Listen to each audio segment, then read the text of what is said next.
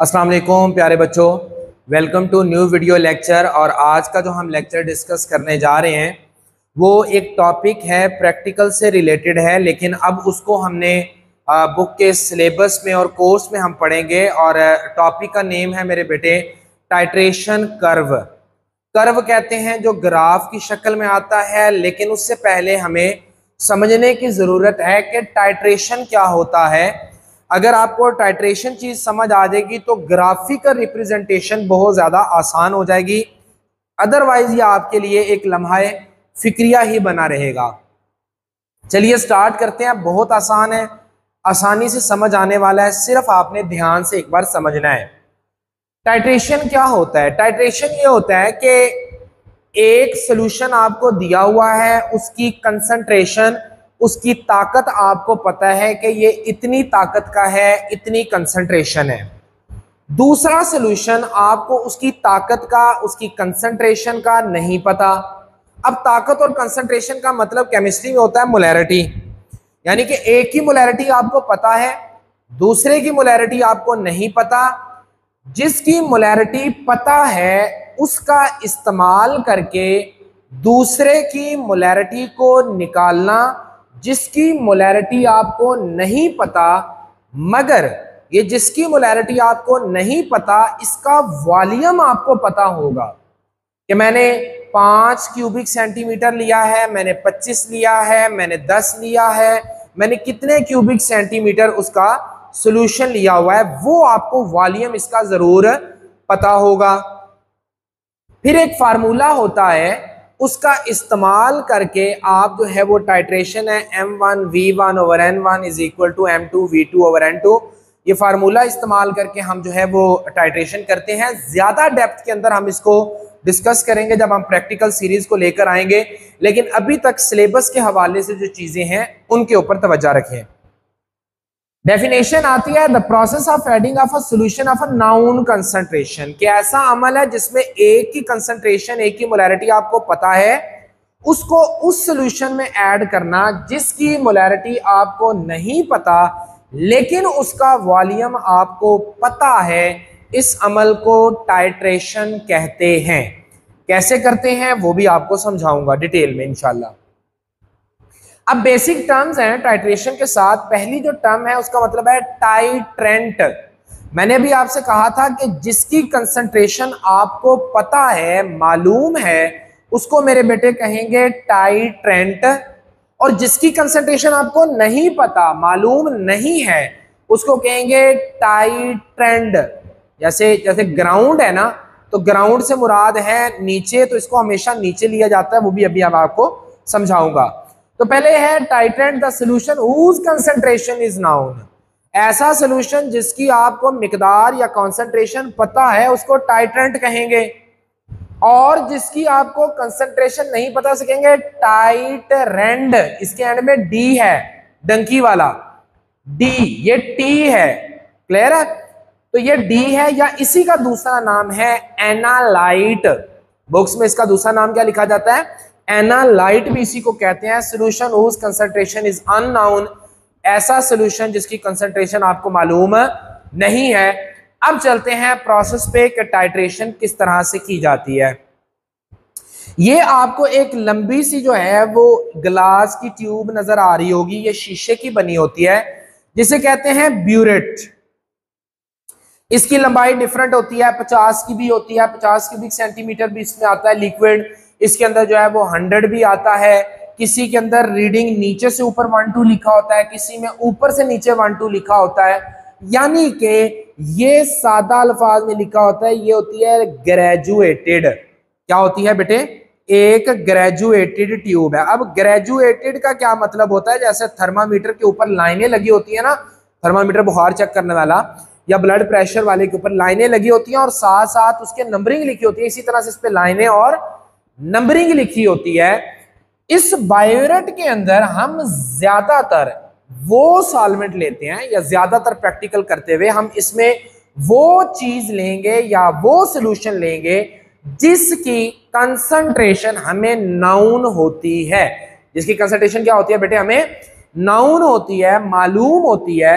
तो हम कहेंगे कि बायोरेट के अंदर आप हमेशा क्या लेते हैं, टाइट रेंट। क्या लेंगे, टाइट रेंट, ये वाला लेंगे। और नीचे ये जो कॉनिकल फ्लास्क है इसके अंदर बेटे हमेशा आप लिया करेंगे टाइट रेंड, या इसी का दूसरा नाम क्या है, एनालाइट। तो आप यूं कह सकते हैं कि ऊपर वाले बायोरेट में आपने उसको लेना है जिसकी आपको कंसंट्रेशन पता है, मोलैरिटी पता है। नीचे वो लेना है जिसकी मोलैरिटी या कंसंट्रेशन आपको मालूम नहीं है। अब इसके साथ भी कुछ टर्म्स हैं जिनका बुक्स में जिक्र तो किया होगा, एक दो का किया हुआ, बाकी का नहीं किया हुआ, लेकिन वो मैं जरूर करूंगा ताकि आपका कॉन्सेप्ट क्लियर हो। यहां पर ना नीचे वाली बीकर के अंदर आपने 10th क्लास में भी प्रैक्टिकल किया होगा, यहां पर इंडिकेटर डाले जाते हैं। इंडिकेटर वो ऑर्गेनिक मटेरियल होता है जो आपको एंड रिजल्ट का बताता है कि अब टाइट्रेशन को रोक दो, टाइट्रेशन मुकम्मल हो चुकी है। इसके डिफरेंट कलर होते हैं, डिफरेंट पीएच के ऊपर काम कर रहा होता है। इसकी जनरल एग्जांपल जो कॉमनली अवेलेबल है वो हमारे पास लैब के अंदर फिनाफ्थलीन और मिथाइल ऑरेंज वगैरह का इस्तेमाल किया जाता है। अब मेरे बेटे नीचे हमने जो कॉनिकल फ्लास्क है इसके अंदर जो है वो सारा रिएक्शन हुआ करेगा। रिएक्शन किसमें होगा, जो ऊपर बायोरेट में चीज ली है वह उसको नीचे ड्रॉप वाइज डालते जाएंगे, और नीचे जो सोल्यूशन है ये आपके पास टाइट ट्रेंड है जिसकी आपको कंसंट्रेशन नहीं पता, उसके अंदर थोड़ा सा इंडिकेटर डालेंगे। इंडिकेटर का काम क्या होता है कि इंडिकेटर ऐसी चीज को कहते हैं जो रिएक्शन के बारे में बताता है कि मुकम्मल हुआ या नहीं हुआ। अपना कलर चेंज कर लेगा, अगर ब्लू होगा तो येलो कर लेगा, अगर कलरलेस होगा तो पिंक कर लेगा, अगर पिंक है तो कलरलेस कर लेगा, यानी कि अपना कलर चेंज करेगा। हमें पता लग जाएगा रिएक्शन को रोक दें। अब यहां से जो है ना आपने क्या करना है, ये जो नीचे सैंपल लेना है ना कॉनिकल फ्लास्क में, इसका वॉल्यूम आपको पता होना चाहिए। जब आपको इसका वॉल्यूम पता होगा फिर आपने यहां से इसको ड्रॉप वाइज, यहां पे लगी होती है एक टूटी लगी होती है, टैप लगी होती है, उसको ड्रॉप वाइज खोलना है ताकि वो कतरे एक एक करके नीचे जाता रहे। जब इंडिकेटर अपना कलर चेंज कर देगा इसका मतलब है कि उसके एंड पॉइंट आ चुका है, रिएक्शन खत्म हो गया है। यहां पर अब रिएक्शन को रुकवा दें या आप कह लें कि टाइट्रेशन एंड हो गई है। इक्विवेलेंस पॉइंट क्या होता है, इक्विवेलेंस पॉइंट वो पॉइंट होता है जिसके अंदर न्यूट्रलाइजेशन मुकम्मल हो जाती है। यानी कि अगर आप एसिड बेस्ड टाइट्रेशन करेंगे, ये टाइट्रेशन की भी ना अगर टाइप्स हैं तो उसमें जो एसिड बेस्ड टाइट्रेशन है उसमें ऊपर तकरीबन एसिड लेते हैं, नीचे बेस ले लिया आपने, तो वो पॉइंट जहां पर एसिड ने मुकम्मल तौर पर बेस के असर को खत्म कर दिया उस पॉइंट को क्या कहेंगे, इक्विवेलेंस पॉइंट। जहां पर तमाम तर न्यूट्रलाइजेशन हो चुकी है, एसिड ने बेस के असर को खत्म कर दिया है, उसको कहेंगे इक्विवेलेंस पॉइंट। और जहां पर कलर चेंज होना शुरू होता है, ब्लू हो गया तो येलो हो रहा है या येलो से ब्लू हो रहा है, जहां पर चेंज होना शुरू होता है वो एंड पॉइंट है। अक्सर होता है कि मुकम्मल तौर पे खत्म करवा लेते हैं हम, वो एंड पॉइंट है। और जितना इसमें से वॉल्यूम, बायोरेट में से जितना टाइट्रेंट का वॉल्यूम इस्तेमाल होगा, फॉर एग्जांपल आपने 50 क्यूबिक सेंटीमीटर लिया और कतरा कतरा डालना शुरू किया है, तो 10 क्यूबिक सेंटीमीटर के बाद इसका कलर चेंज हो गया। आपने लिया कितना था, 50, चेंज कितने के बाद हुआ है, 10 के बाद। तो वो जो 10 वॉल्यूम इस्तेमाल हुआ है ना, इसका कलर चेंज करने के लिए या एंड पॉइंट निकालने के लिए उसको मेरे बेटे क्या कहते हैं, टाइट्री वैल्यू। क्या कहते हैं, titre value. The volume of a titrant which is used for titration is called titre volume. और फिर इंडिकेटर वो चीज है जो डिफरेंट जो है क्या करेंगे, कलर शो किया करेंगे। अब मेरे बेटे एक और बात याद रखिएगा, इंडिकेटर एक नहीं, इंडिकेटर एक से ज्यादा भी डाले जाते हैं। मसलन बाज ऐसे एक्सपेरिमेंट भी होते हैं जिसमें एक से ज्यादा इंडिकेटर डाले जाते हैं क्योंकि हमने उसमें डिफरेंट चीजें स्टडी करनी होती हैं। उसको कहते हैं डबल टाइट्रेशन या डबल इंडिकेटर टाइट्रेशन कहते हैं। होती टाइट्रेशन है लेकिन उसमें इंडिकेटर 2 डाले जाते हैं या 2 से ज्यादा, तो उसको डबल इंडिकेटर टाइट्रेशन या मल्टीपल इंडिकेटर टाइट्रेशन भी कहा जाता है। बाकी हम जब इंशाल्लाह टाइट्रेशन के ऊपर मैं लेक्चर रिकॉर्ड करूंगा तो इसकी डिफरेंट टाइप्स और होती हैं, जिसको आप ब्लैंक टाइट्रेशन भी कहते हैं, बैक टाइट्रेशन भी कहते हैं, फिर इसी तरह से इसकी एसिड बेस है और वो सारी टाइट्रेशन की टाइप्स है पढ़ेंगे, लेकिन वो अभी सिलेबस का हिस्सा नहीं है। अब मैं नेक्स्ट आते हैं, मैं साथ साथ जो है वो देख लेता हूं कि आपको इसका जो है वो फोकस नजर भी आ रहा है, क्योंकि ये चीज जो है वो ज्यादा इंपॉर्टेंट है, इसको पढ़ने की जरूरत है। नेक्स्ट है जी, जब आप टाइट्रेशन करते हैं ना तो आपके पास कुछ इस तरह से ग्राफ आता है। ये जो ग्राफ होता है ना, इसको देख के आपने पता करना होता है कि हमारे रिजल्ट्स क्या आ रहे हैं। मिसाल के तौर पर आपने टाइट्रेशन करवाई स्ट्रॉन्ग एसिड की स्ट्रॉन्ग बेस के साथ, इस ग्राफ को मैं अभी एक्सप्लेन करने लगा हूं, फिर इसको करूंगा, फिर इसको और इसको। अभी इसको देखना है, पहले ग्राफ को समझे। इसमें टाइट्रेंट वॉल्यूम इस साइड पर है, टाइट्रेंट वॉल्यूम यानी कि ये वाला वॉल्यूम कितना इस्तेमाल होगा वो हमने इस एक्सिस के ऊपर लिख दिया, और इस तरफ उसकी वैल्यू बढ़ रही है। इस तरफ मैंने लिख दिया पीएच वैल्यू, वो 1 to 14 तक होती है, मैंने बीच में खत्म कर करके लिखी है, मैंने 1 के बाद 7 लिखा है, दरमियान में है 4 5 6 जो भी है, और एंड पे मैंने लिख दिया है 14। यानी कि इस साइड पर पीएच ऊपर को बढ़ रही है और इस साइड पर टाइट्रेंट के वॉल्यूम की वैल्यू बढ़ रही है। अब आपने ना जब इसका स्ट्रॉन्ग एसिड का स्ट्रॉन्ग बेस के साथ किया, कैसे किया? स्ट्रॉन्ग एसिड को लिया आपने यहां पर नीचे, और स्ट्रॉन्ग बेस को आपने लिया ऊपर बायोरेट में। ब्यूरेट के अंदर आपने ले लिया किसको? स्ट्रॉन्ग बेस को, और कॉनिकल फ्लास्क में किसको लिया? स्ट्रॉन्ग एसिड को। अब आपको पता है कि एसिड जो होता है वो H+ देता है, ऐसे ही है ना? एसिड जो होता है वो प्रोटॉन देता है। तो शुरू में इस फ्लास्क के अंदर प्रोटॉन की कंसंट्रेशन बहुत ज्यादा होगी। अगर प्रोटॉन की कंसंट्रेशन ज्यादा है तो उसकी मेरे बेटे पीएच कम होती है। हमने पढ़ा था कि अगर एसिड 2 pH वाला है और 3 pH वाला है तो बताएं ज्यादा एसिडिक कौन है? तो आपने क्या कहा था? आपने कहा था 2 वाला ज्यादा एसिडिक है, यानी कि उसके हाइड्रोजन आयन जो हैं या एक्टिव हाइड्रोजन आयन जो है इनकी तादाद ज्यादा है। तो मैंने चूंकि कॉनिकल फ्लास्क के अंदर क्या ले रखा है? अपना एसिड ले रखा है, तो इसलिए इसमें हाइड्रोजन आयन ज्यादा है, इसकी पीएच ज्यादा है, सॉरी कम है, ज्यादा है, वैसे वैल्यू पीएच की कम होगा, ये एसिडिक ज्यादा है। तो पीएच इसकी लगभग तकरीबन 1 के पास होगी। मैंने यहां पर पॉइंट लगा लिया कि इसकी पीएच जो है वो 1 के लगभग, इसमें हाइड्रोजन बहुत ज्यादा है, स्ट्रॉन्ग एसिड है, हाइड्रोजन ही हाइड्रोजन है। अब आपने क्या किया कि इसको ना बहने दिया, यहां से टैप ओपन की, ब्यूरेट से जो आपकी बेस है उसको बहना देने शुरू किया। अब ये बहने से क्या होगा? बहने से क्या होगा कि एसिड फॉर एग्जांपल HCl है, उसने रिएक्ट किया बेस के साथ NaOH के साथ और बनाया NaH2O और NaCl, न्यूट्रलाइजेशन होगी। अब शुरू में ना यहां से लेकर यहां तक अगर आप गौर करें ना तो आपको पता लगेगा इतना कोई पीएच में डिफरेंस नहीं है। अगर डिफरेंस होता ना तो ये यहां से जरा ऊपर को उठता, लेकिन ये ऊपर उठा ही नहीं है, बिल्कुल लीनियर ही जा रहा है। शुरू में लीनियर जा रहा है, थोड़ा बहुत ही फर्क आ रहा है, ये देखें, ये थोड़ा सा ऊपर उठा है। इसका मतलब है पीएच थोड़ी सी चेंज हुई है, लेकिन हमें इतना फर्क पता नहीं लगा। जब मैंने वॉल्यूम इतना यूज किया, फॉर एग्जांपल यहाँ पे 5 क्यूबिक सेंटीमीटर है तो पीएच भी उतनी रही। मैंने जो है वो वॉल्यूम थोड़ा बढ़ा के 5 की जगह 10 लिया तो पीएच की वैल्यू तकरीबन उतनी ही फिर रही, क्योंकि वो तो यहीं पे लाइन खींचूंगा तो इधर आएगी ना। फिर जब मैंने जैसे 10 से 15 लिया ना वॉल्यूम, यानी कि 15 क्यूबिक सेंटीमीटर तक बहने दिया, अचानक से क्या हुआ? ये वॉल्यूम का ग्राफ ऊपर भागा, बिल्कुल स्पीड के साथ ऊपर भागा।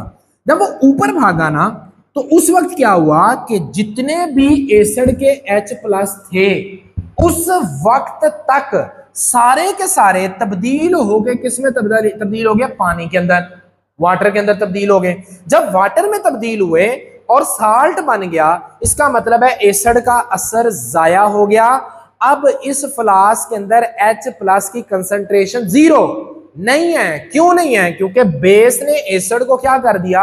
न्यूट्रलाइज कर दिया, और वो पॉइंट जहां पर H प्लस आयन की कंसंट्रेशन बराबर हुई OH आयन की कंसंट्रेशन के, वो कहलाता है इक्विवेलेंट पॉइंट। जहां पर एसिड की कंसंट्रेशन बेस की कंसंट्रेशन के बराबर हो जाए, या जहां पर H प्लस आयन की कंसंट्रेशन OH आयन की कंसंट्रेशन के बराबर हो जाए, उसको कहते हैं equivalence point. Strong acid strong base की टाइट्रेशन में इक्विवेलेंस पॉइंट आता है pH 7 के ऊपर। ये याद रखनी है बात। स्ट्रॉन्ग एसिड स्ट्रॉन्ग बेस की जब आप करवाते हैं टाइट्रेशन, तो उसका इक्विवेलेंस पॉइंट कहां पर आता है मेरे बेटे? 7 pH के ऊपर। अब अगर आप मजीद इसके अंदर बेस को बहने देंगे, तो ये जो सोल्यूशन है इसकी pH मजीद बढ़ती चली जाएगी, और 7 से आपको पता है कि नीचे सारा एसिड होता है, और 7 pH से ऊपर जो होता है वो सारे का सारा क्या होता है? बेस होता है। मुझे उम्मीद है कि ये चीज आपको समझ आ गई होगी। नेक्स्ट जो है वो थोड़ा सा मैं उल्टा भी करता हूं अब इसको। अभी मैंने स्ट्रॉन्ग एसिड स्ट्रॉन्ग बेस लिया, लेकिन मैंने बेस ली ऊपर, एसिड लिया कॉनिकल फ्लास्क में, जिसकी वजह से H प्लस आयन की कंसंट्रेशन ज्यादा थी, तो ग्राफ नीचे से ऊपर को बढ़ा। अब मैंने उल्टा कर दिया, स्ट्रॉन्ग एसिड मैंने ले लिया ब्यूरेट के अंदर, और स्ट्रॉन्ग बेस ले ली कॉनिकल फ्लास्क के अंदर। अब स्ट्रॉन्ग बेस अगर कॉनिकल फ्लास्क के अंदर आई है, तो इसका मतलब है कि इसकी pH ज्यादा थी, यानी कि ये बेसिक था। इसकी pH ज्यादा है, यानी कि ये उल्टा शुरू होगा। pH ज्यादा है, तकरीबन लगभग 13 से स्टार्ट हो रही है। फिर ऐसे ही जब आप उसमें ऊपर से एसिड को बहने देंगे, नीचे क्या लिया? बेस, ऊपर से एसिड बहने दिया है, तो एसिड अब बेस को न्यूट्रलाइज करेगा। एसिड किसको न्यूट्रलाइज करेगा? बेस को न्यूट्रलाइज करेगा। उसकी वजह से इसकी pH कम होगी, और ये जो पॉइंट है जो मैंने शो किया है, this is known as equivalence point, वो चेंज नहीं होगा। स्ट्रॉन्ग एसिड स्ट्रॉन्ग बेस का हमेशा इक्विवेलेंस पॉइंट 7 ही रहेगा। बेशक एसिड नीचे ले लो, बेशक बेस नीचे कॉनिकल फ्लास्क में ले लो, तो सेम मैंने वही शो किया है। अब ग्राफ आहिस्ता आहिस्ता नीचे शो होगा। यहां तक तो हमें पता ही नहीं लगेगा ना, जब आप एसिड को बहाएंगे, ये जो कर्व है यहां तक हमें पता ही नहीं लगता कि pH तब्दील हो रही है या नहीं हो रही, क्योंकि जैसे एसिड डालते जा रहे हैं बेस के अंदर, तो बेस और एसिड मिलकर साल्ट बनाते जा रहे हैं।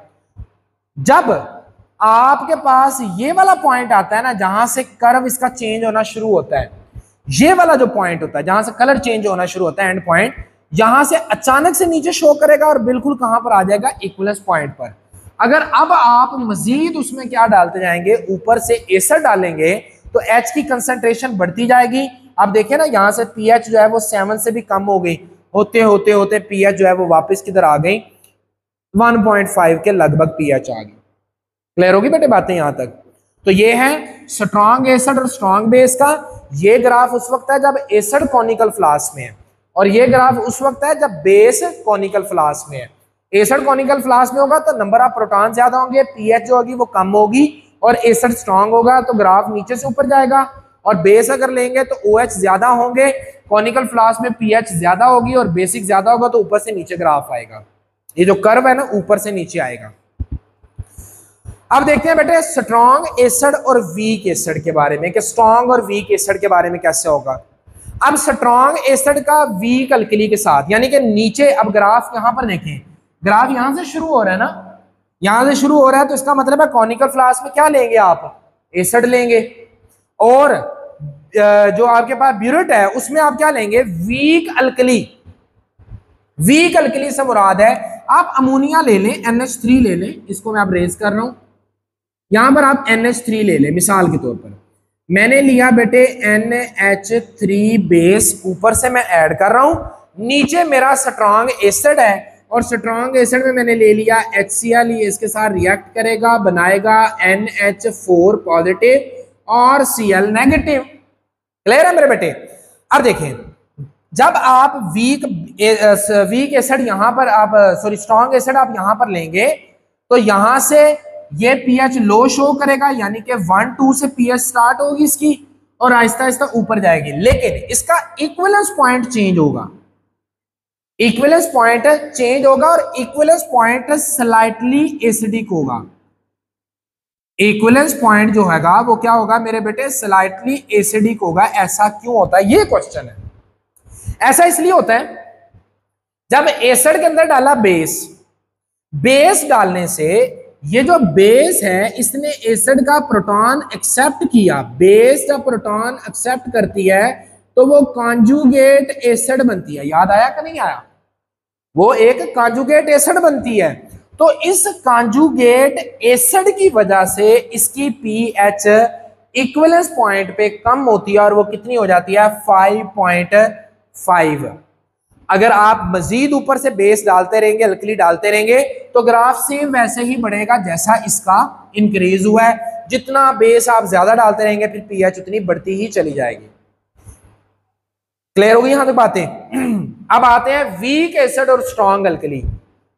यानी कि इस ग्राफ को फिर देखें, ग्राफ फिर नीचे से शुरू हो रहा है। इसका मतलब है कॉनिकल फ्लास्क में आपने क्या ले रखा है, वीक एसिड लिया है, ऊपर से क्या बहा रहे हैं, स्ट्रॉन्ग अल्कली को आप बहा रहे हैं। तो सेम वैसे ही ग्राफ आएगा, लेकिन जैसे इसका आया, लेकिन इक्विवेलेंस पॉइंट चेंज हो जाएगा। अब इक्विवेलेंस पॉइंट आएगा बेटे 9 pH पे, क्योंकि एसिड क्या बेस क्या है आपके पास, स्ट्रॉन्ग है, अल्कली स्ट्रॉन्ग है।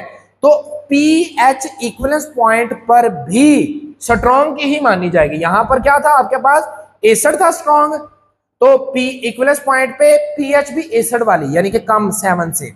यहां पर स्ट्रॉन्ग अल्कली है तो इसका मतलब है इक्विवेलेंस पॉइंट पर pH भी अल्कली वाली, और वो कितनी होगी मेरे बेटे, 9 होगी। बस ये डिफरेंस आएगा। क्लियर हो गया बात? अब आखिरी अगर मैं बात करूं ना, इसी के अंदर मैं उसको बना लेता हूं। जो हमारे पास आखिरी है वो है वीक एसिड और वीक अल्कली का। उसमें ना सेम यही काम होगा, लेकिन उसके अंदर ये जो स्लोप, इसमें देखें स्लोप सीधी, इसमें भी सीधी, इसमें भी सीधी। लेकिन अगर वीक एसिड का वीक अल्कली के साथ करवाएंगे ना तो स्लोप इसकी ऐसे आएगी, बिल्कुल शार्प नहीं होगी, बिल्कुल सीधी नहीं होगी, शार्प नहीं होगी, अचानक से शूट नहीं करती। तो ये जरा ना ऐसे करके वो तिरछी सी होगी, थोड़ी सी वो आप कह लें कि इंक्लाइंड होगी। और जो इंक्लाइंड होती है आपके पास, और ये फिर ना चेंज भी होती रहती है इसकी, ये वाली वैल्यू इक्विवेलेंस पॉइंट इसका चेंज भी होता रहता है, क्योंकि कितना वीक है और कितना वो है। तो इसलिए इससे इतनी ज्यादा हमें इंफॉर्मेशन नहीं मिलती। क्लियर है बेटे? तो आज का जो हमारा टॉपिक है टाइट्रेशन, टाइट्रेंट, टाइट्रेंड या एनालाइट, जो नीचे पाया जाता है। इक्विवेलेंस पॉइंट वो पॉइंट जहां पर दोनों एसिड और बेस की कंसंट्रेशन बराबर हो जाती है, या जिस पर हाइड्रोजन आयन और OH की कंसंट्रेशन इक्वल होती है। एंड पॉइंट जहां पे कलर है, टाइट्री वॉल्यूम, इसका जो वॉल्यूम यूज होता है, और फिर ग्राफ की जो एक्सप्लेनेशन है वो तमाम तर मैंने कर दिया है। लेक्चर को लेने के बाद एक बार बुक से जो है वो आप लोग रीड करेंगे, इंशाल्लाह चीजें आपको आसान लगेंगी, चीजें आपके लिए आसान होगी और समझ में भी आएगी। आपने बस ये जो हेडिंग्स मैंने लिखी हैं इनको जो है वो स्टिकी नोट्स की मदद से अपनी बुक के ऊपर आपने नोट कर लेना है। उम्मीद करता हूँ मेरे बेटे आज का लेक्चर आसान रहा होगा, मजा आया होगा। इंशाल्लाह नेक्स्ट लेक्चर में नेक्स्ट टॉपिक के साथ आपसे मुलाकात होगी। अपना बहुत ख्याल रखिएगा। फी अमानिल्लाह।